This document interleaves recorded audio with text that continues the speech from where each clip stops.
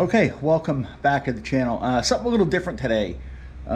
Last fall actually, I contacted the town because there's two trees out in the front of my house that actually need to come down. And the city is responsible for anything 20 feet from the center line of the road on either side, trees wise. So the guys here today, and they're cutting them down. So let me show you a quick thing on it over here.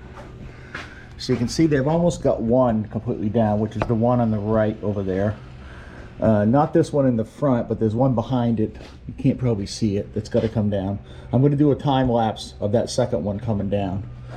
They are stacking some wood. You can see the pile of wood over there. They're going to leave me wood so I can cut that up and split it.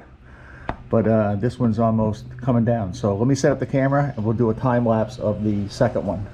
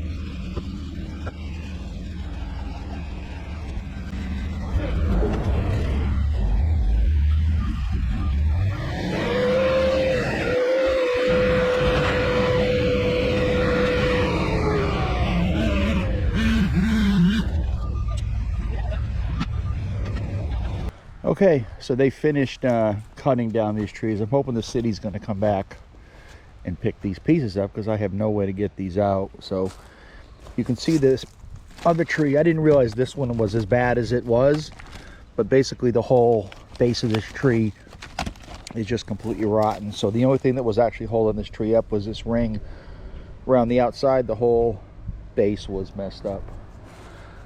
So let's go over to this one. This one had hole in it too. So the whole thing was starting to rot out in there.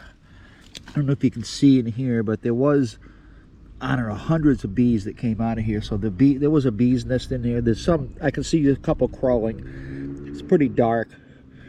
to see down in there though, but again, this one is pretty rotten inside there. You can see that's all in there, rotten.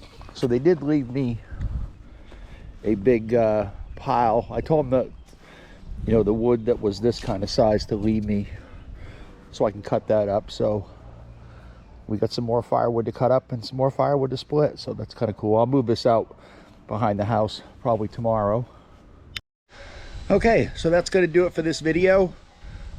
Something, you know, not motorcycle related. Hopefully we're going to get back on board the next video and finish the Sportster up, because we're going to do a little checking on that Deluxe in there. I want to check the heads in there, so we're going to scope the cylinders on that and see what's going on with that. So anyway, thanks for watching, and I'll see you in the next video.